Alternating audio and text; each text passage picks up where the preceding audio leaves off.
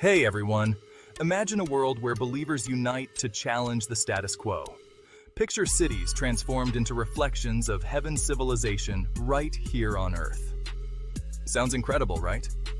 Welcome to the City Building Initiative. This isn't just another project. It's a movement.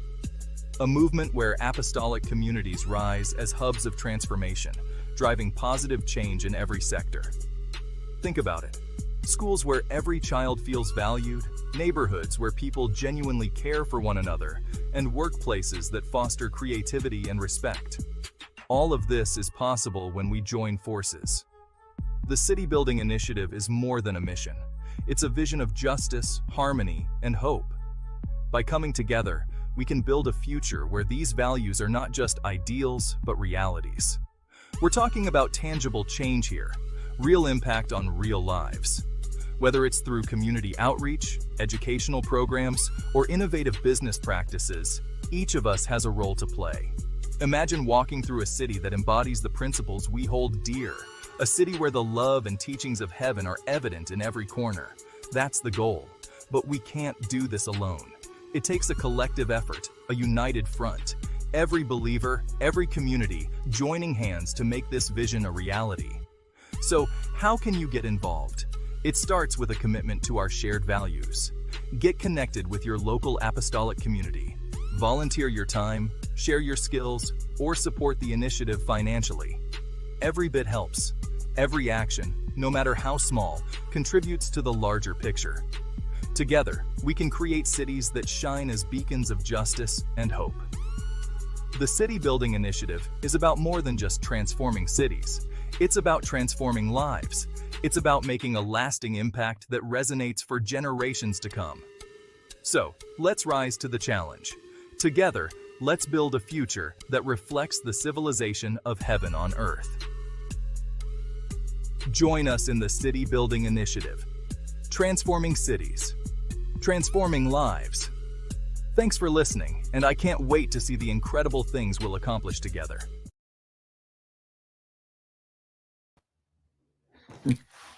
Hi there, welcome to the next session at CBI City Building Initiative, our Bulletin episode 3. Welcome again. Please take the time to like, share this message to as many friends as possible. We'd like to get the message out so people can understand what's happening in our times and the biblical frameworks that explain what's going on, so that we can be far more effective in this hour, in this day. Be far more influential when we understand what is happening to our cities, our towns, and to our nations. So welcome again. My name is Otis Pinnock. I'm the host of the City Building Initiative, senior leader of the City Building Initiative, and your host for this particular episode. We are going to get right into this. And we're going to open the word because we're going to be continuing our series on civilizational warfare. Civilizational warfare. It's important for us to understand the context of the war that we are in right now. Now, I know most of you don't understand it, won't get it, but prayerfully, as we begin to look at what the Word of God has to say, what the Bible has to say. Not only that, but also the frameworks and the patterns and the systems that are contained in the Bible that show us exactly what is going on right now. Because the truth is, human beings are human beings. We haven't changed that much. The only thing that has changed in our recent times, I would say, is simply the advance of education, I wouldn't say advance of education in many respects. Certain civilizations were far more educated in certain things. All right. But there were things that, how do I put this? I just had a brain freeze right there. No. Basically, what I'm saying is that because of the advance of technology, we are more aware of more things. Is that making sense? We've got, we're using technology to stream to you right now. But the very nature of human beings, human systems, haven't undergone any change at all. to be quite honest with you. And this is what we're going to be looking at today as we look at civilizational warfare and how we can engage right in it. Okay, let's get into this. So we are in a civilizational battle that is thousands of years old. We touched this in episode 2, and we are going all the way back to events that took place in Genesis chapter 10, when the whole of the human population after the flood. Now we need to understand the book of Genesis, the book of beginnings. The Bible is generally, I would say, a how do I put this? It describes God's relationship with humanity right from Adam in the garden through to the fall, okay, through prior to the flood and post the flood. Now, post flood, the focus is on the formation of the nation of Israel. Not only that, but the vehicle, the nation of Israel, was supposed to be the vehicle of the coming Messiah that was supposed to come and rule on the earth and deliver mankind from the power of the evil one. So we understand that in that particular context. So yes, there is a focus on the nation of Israel, no doubt about it. But we can take certain patterns, certain frameworks of God's interaction with that nation and begin to understand is that his relationship with Israel is very much similar to his relationship with your nation and with my nation. How he operated and how he operates where Israel is concerned is very much similar to how he operates with other nations, towns, and cities. So we can have a look how the Lord views these things. But it's important for us to understand that what I'm reading to you right now is human history. It is human history after the flood. It's not fairy tale, it's not myth, it's human history. We're going to find out a little bit more about that as we move on. So in Genesis chapter 10, the whole of the human population stayed in one particular era, Mesopotamia, and there they formed what is known as the very first empire, global empire. We're going to take a little bit of a look into this and understand what happened then, and also for us to have a look at what's happening now. Because for us to understand this level of warfare, we've got to understand the field that we're in. Now, church, make no bones about it, we are at war. It is a warfare season. This isn't a season where we can simply sit and decide and remain in comfort. And you know something? In the first world countries, there is that tendency to be, how do I put it, at comfort, at ease, because we have so many things at our disposal. All right. But the truth is, we are at war, a civilizational warfare. And it's a civilizational warfare that we have to win in this present generation. We must win it. If we don't win it, then our children and our grandchildren are going to go through a tough time. It's time for our eyes to be completely opened and see what level of warfare that we are facing and our response to it. Okay, so basically they said in Genesis chapter 11, verse 1 to 4, said, "Go to, let us build us a city and a tower whose top may reach unto heaven, and let us make us a name, lest we be scattered abroad upon the face of the earth." I want you to look at this. Let us build a city.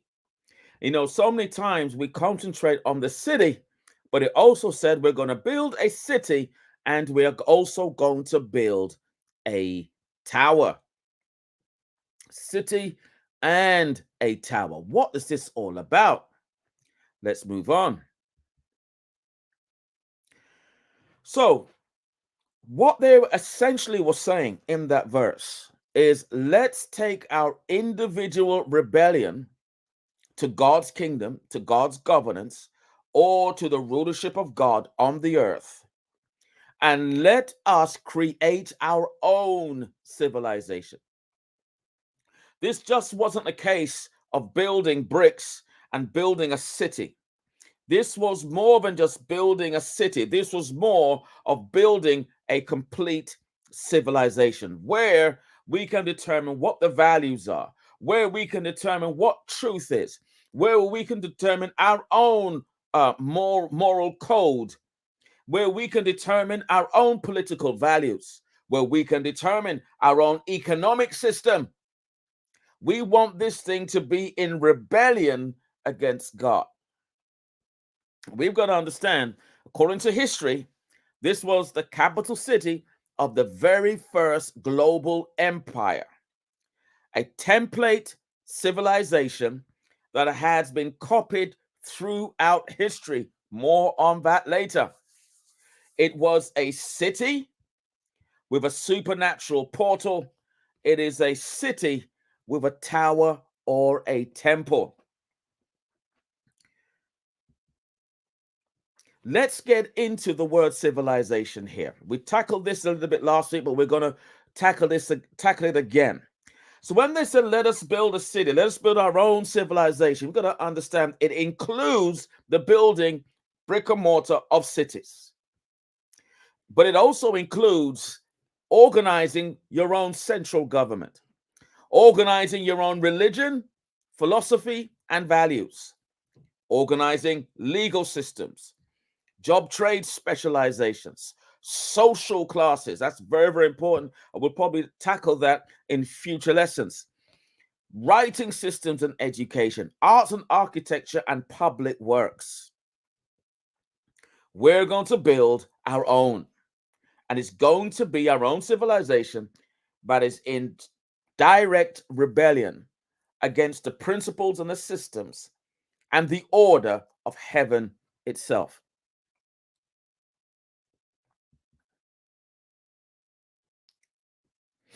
Now, according to Genesis, this city and the tower, this city was called Babel, where we get the word Babylon from.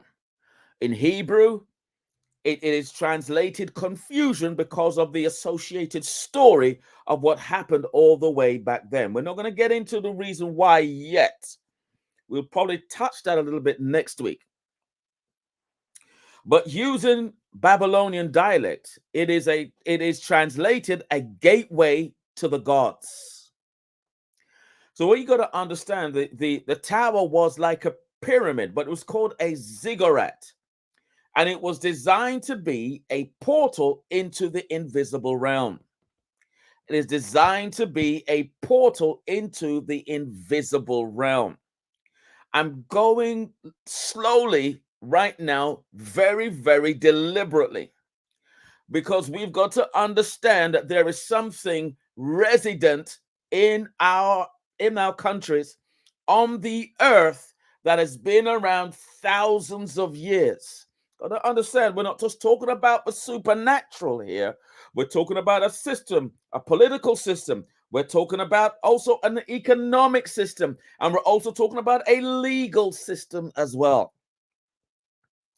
Got to get it? Because what we're dealing with, guys, is what is called evil.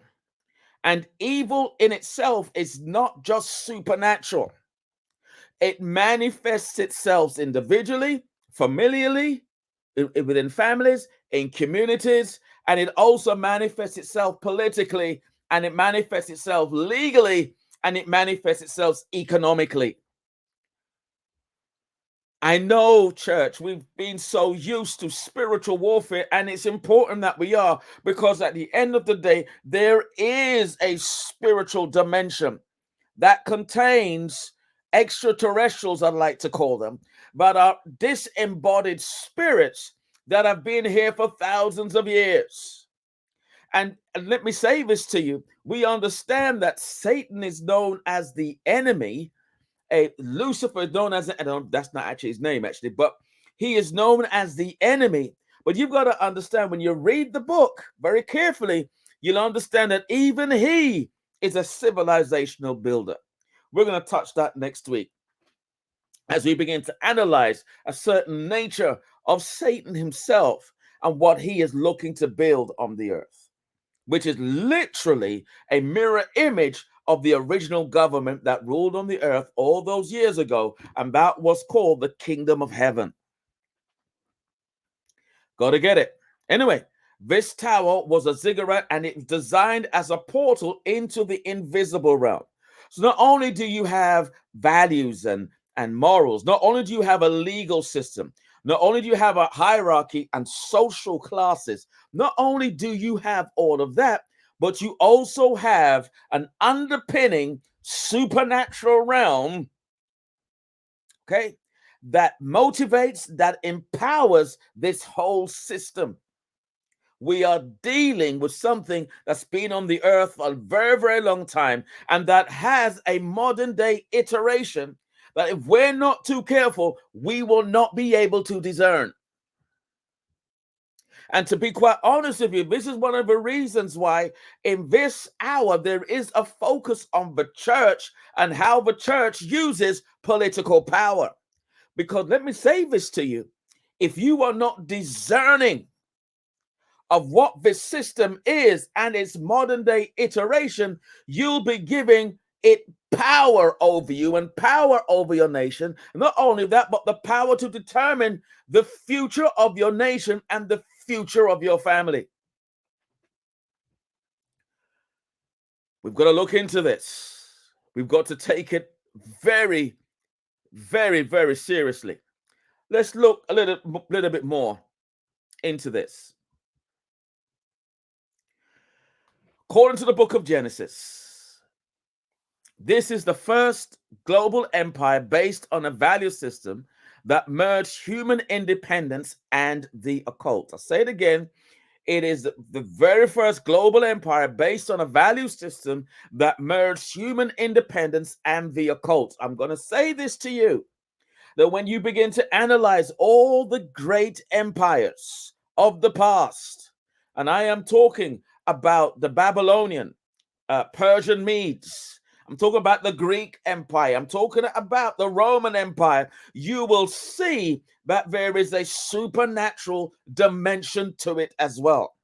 You know something, one of the reasons why we don't see it that way is because here in the West, our education has been taken over by a humanistic, secularist ideology that dismisses anything supernatural and spiritual whatsoever. And what they've done is rewritten history.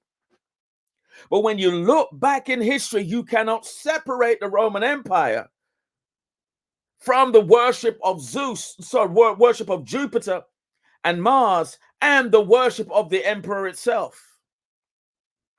You cannot get away from the fact that part of Roman life meant having an altar in your home where you worshipped.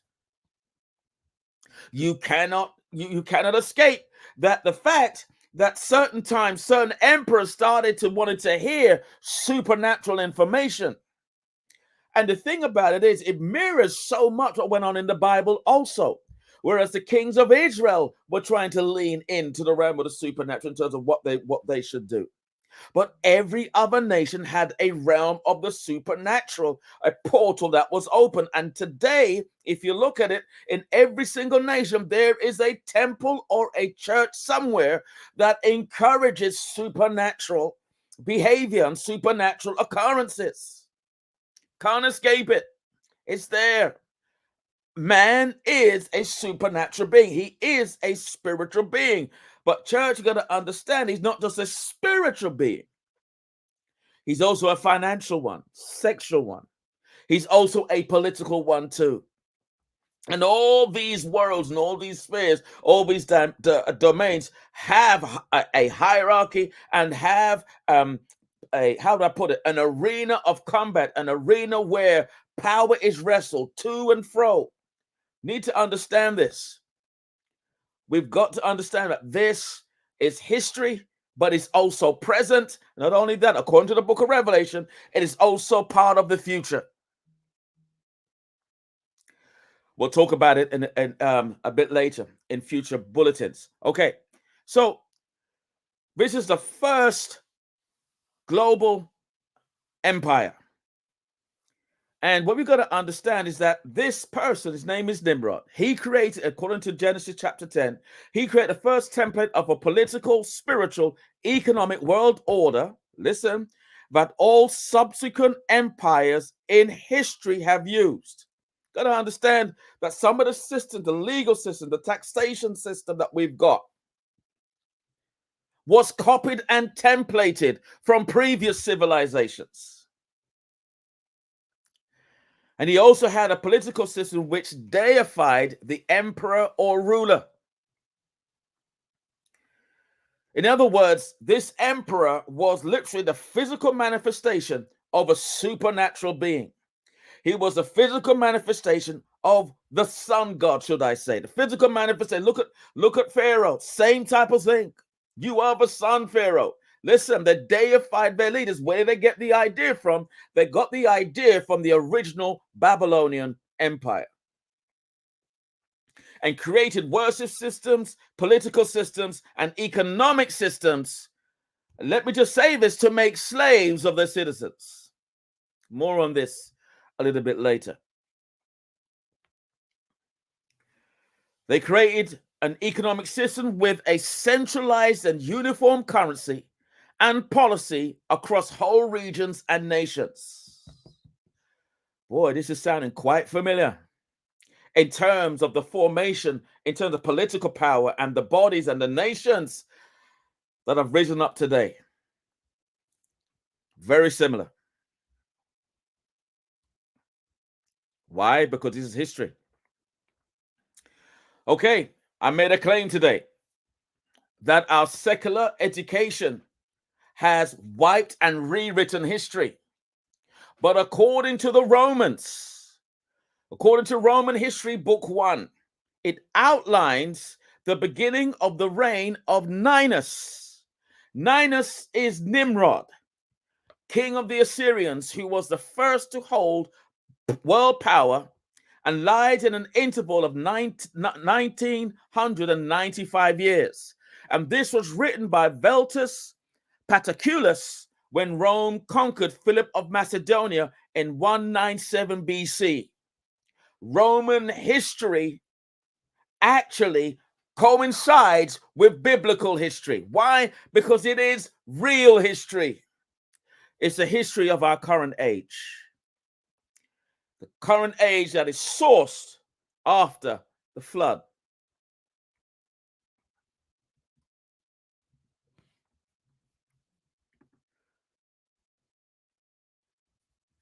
Okay. I hope you're getting somewhere. We have to look at these things and understand that we are facing civilizational warfare. The enemy, our enemy, Satan, he's an accuser of the brethren. He's all of these things, but you've got to understand he's also a city builder too. He's also a civilizational builder. And what you'll find out is as you continue to listen to these bulletins, Satan is not the only city builder here. God is a civilization builder also. And we'll be talking about that a little bit later on in future episodes. But let's dig into this. Let's dig into this. Okay.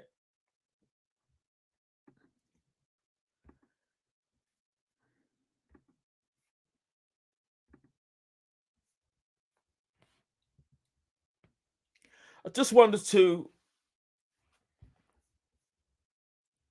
give a little bit of insight into something right here. According to Matthew chapter 8, verse 5 to 9, we're going to have a quick look at this. It says, when Jesus had entered Capernaum, a centurion came to him. Centurion was a soldier that was part of the Roman Empire, the predominant empire of Jesus's day, came to him and asking for help. Lord, he said, my servant lies at home paralyzed, suffering terribly. Jesus said to him, shall I come and heal him? That's something else in itself, according to Jewish law, but never mind. I'm going to leave that alone right now. Okay, The centurion replied, Lord, I do not deserve to have you come under my roof, but just say the word and my servant will be healed. For I myself am a man under authority with soldiers under me. I tell this one, go, and he goes, and that one, come, and he comes.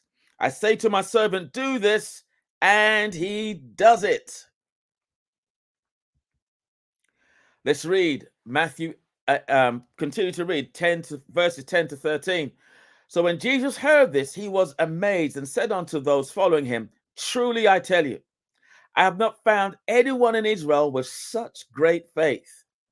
I say to you that many will come from the east and the west and will take their places at the feast with Abraham, Isaac, and Jacob in the kingdom of heaven. But the subjects of the kingdom will be thrown outside into darkness, where there will be weeping and gnashing of teeth. Then Jesus said to the centurion, go, let it be done to you as you have believed it would. And his servant was healed at that moment. What an awesome account of Jesus's healing ministry. A centurion comes to him and says, listen, my servant needs to be healed. And as Jesus said, listen, come, I'll go there. I'll go and heal him. Look what happened. The centurion said, listen, you're not worthy. I'm not worthy for you to come to where I live. Please don't do that. And then he said, and he begins to explain the reason why. Listen, I too am a man under authority. When I tell a soldier to come, he better come. When I tell a soldier to leave, he better leave. When I tell my servant to do this or do that, he better do it. Why? Because I too am a man under authority. And Jesus said, wow, okay. He said, well, I have not seen great faith like this in all of Israel. And the reason why he said that was because Israel was really where the promises of God were really at. They were the initial people group that were there to receive the promises or the blessings of the old covenant. So Jesus is saying, listen, I haven't seen such great faith. Many will come from far, indicating that the Gentiles will come and sit under the kingdom of heaven. All right. That's never subject in all itself. But the sons of the kingdom, the ones that should know better, many won't even acknowledge what they have, and they'll end up in darkness where there's a weeping and gnashing of teeth. But that's not where I'm going at right now. I want you to go and see something here. Look at this. I hope you're enjoying this so far. I really do. And if you are, please comment, like, and share, and subscribe to our channels, please. Anyway, let's continue this thought. He said, I too am a man under authority. I too am a man under what was he saying? What was he saying? Let me just give you my 2 pennies worth, if that's okay. If you'll just grant me the time. All right. So this man could see something operating in Jesus's life. He could see that Jesus was operating with authority in the supernatural realm. He could see that Jesus was carrying something more than just a healing ministry. I want you to see this. Remember, this guy came from outside of the covenant. He's a foreigner. But because he understands power dynamics and authority dynamics, he is seeing something and making a request of Jesus that nobody prior to that time ever did. Don't come, speak the word. Don't come to my house, speak the word. Isn't that amazing? Taking the lid of Jesus's ability. Oh, that's awesome, isn't it? That is awesome. Why? Because this man had faith. Let that be a lesson to you. If you want to take the lid off or allow the supernatural from heaven to operate in your life, you've got to operate by faith. Notice what Jesus said, according to your faith, be it unto you. And the word says, as Jesus said those words, his servant was healed, delivered from being paralyzed, and was able to get on with their normal duties. You understand what I'm saying here? That's a lesson on itself. But let's look at this in a civilizational warfare lens here. Okay, we've understood the power dynamic, the supernatural power dynamic. We've understood the faith dynamic, but we've got to understand the civilizational warfare dynamic that was going on, or the power dynamic that was going on right there and right then. He said, I too, Jesus, I recognize that you and I are similar here. I too am a man under authority. When I speak as a centurion, this is what he was saying. When I speak as a centurion, I am speaking as if I am Caesar. When I speak in my realm of authority, or my sphere of authority, being a centurion and being a leader of many, many soldiers, and they've been given to my authority, when they look at me and I give them instructions, it's just as if Caesar himself is instructing. In other words, I carry the full weight of the empire in that sphere. And when I say something, it better happen, because I have not just dunamis in terms of spiritual power, but I have exousia. I have the authority, kingdom or empire authority to speak and operate. And I recognize something about you, Jesus. I recognize that you are operating in a similar fashion. I recognize that you are under a different domain that is similar to mine. It has a similar power dynamics to mine. I recognize it. And this is how I know that you don't have to come to my house. Don't bother. Right where you are, command the situation, and I know my servant is going to be healed, because I understand the power dynamic. I hope you're catching what I'm saying here. This man understood the power dynamic, which enabled him to release faith that took the lid of Jesus' ability at that time. Because according to the scriptures at that time, Jesus used to go to people and lay hands on people and heal them. This man released faith because he understood the power dynamics. You are operating in a kingdom authority. This isn't the empire here. You are operating as a king. What you say goes. Don't come under my roof. I represent Caesar, but as a representation of Caesar, even I have to bow my head down and recognize who the true king is.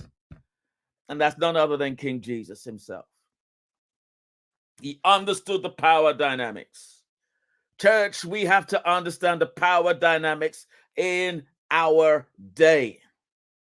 Because civilizational building means that you are building on a set of values, on a set of morals, on a set of laws, on a political system that is either in line with the kingdom of heaven or it isn't. I'm going to close this session by saying something kind of controversial to a degree, but nonetheless true. And it is a warning for us in this hour. It is a warning for us in this hour to keep our eyes open and watch what our present day government and what our executive and legislatives are forming. I'm going to say this to you. If we go as far back as the 20th century and we look at Hitler, or we look at Mao in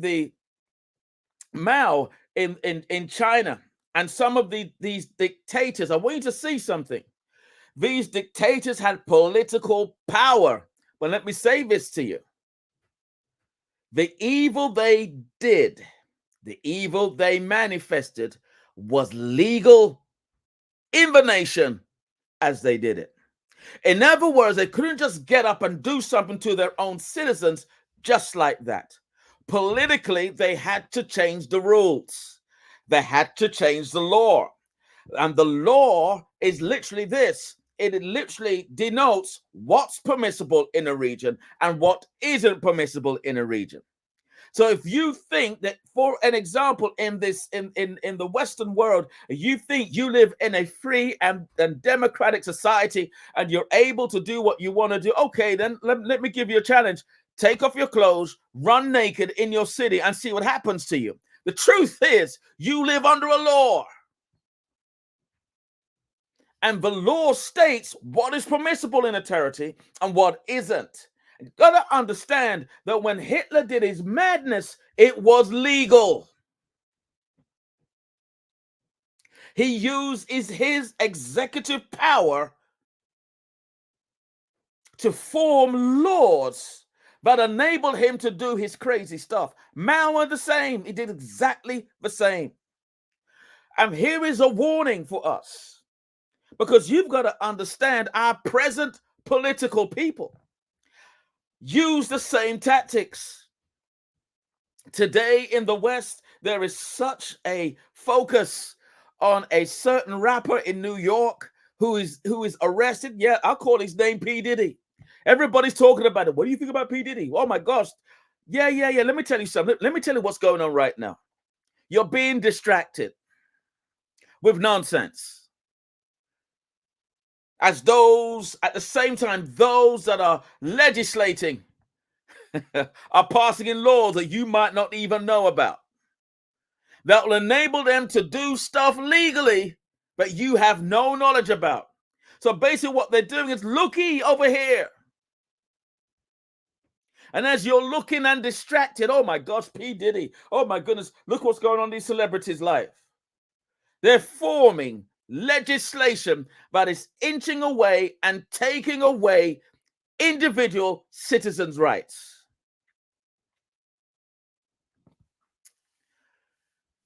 So warning. In other words, what I'm trying to say, church, wake up. Wake up and understand the power dynamics in our world. We need to keep an eye on what our governments are doing. We need to keep a government watch in terms of what's happening, how they are using laws to limit citizens. I've seen this abuse myself personally, and it's very, very worrying. Very, very worrying. What is our response? Our response is simply this. We have got to relearn what the kingdom of God has to say where certain laws are concerned. We have to relearn what it means to be a righteous government. We've got to relearn what the king has to say about government and about politics and about economy, the economy and economic systems, excuse me. We've got to relearn these things, because unless you know the truth of the frameworks that are in the Bible or the frameworks that are in the kingdom, unless you know the truth, you're not able to discern the lie. So when the lie comes before you, you have no ability within yourself to discern it. We've got to relearn it again. Because in these areas, I've got to say, we're stupid. Lack of discernment. We've got to get it back. We need to. Not only that, not only do we have to have a look at these frameworks and have a look at the standards that lie within the kingdom and that lie within this powerful book called the Bible, we've got to start building the same. We've got to start holding our political leaders to account. It's not okay to fleece the taxpayer. It's not okay to create narratives that you know are not true. It's not okay. There has to be a standard of truth. There has to be a higher standard, a higher value, a higher level of operating politically than what's happening right now. There has to be. So we've got some building to do. We've got some city building to do. And the way we're going to do it is by creating hubs, sharing some of these truths that will demand more out of us. More out of me as a man, more out of me as a husband, more out of me as a business leader. Demand more, demand the best. Demand the highest standards, highest ethics, that we can build a functional society and a functional civilization. We've got to build it, guys. And I'm praying as you're hearing this word, that you're feeling the stirring in the spirit, that you really want to join a group or a movement that are looking to reshape our civilization. This is what the City Building Initiative is all about. Reshape it, challenge the purple couch, challenge the sacred couch, let's say, in our present civilization, challenge the lies and the outright evil that's here, and form something fresh and form something new. Listen, I'm going to end the broadcast here. I look forward to seeing you again on City Building episode 4. We've got so much more to discuss and look into. I'll see you next week. Take care. God bless.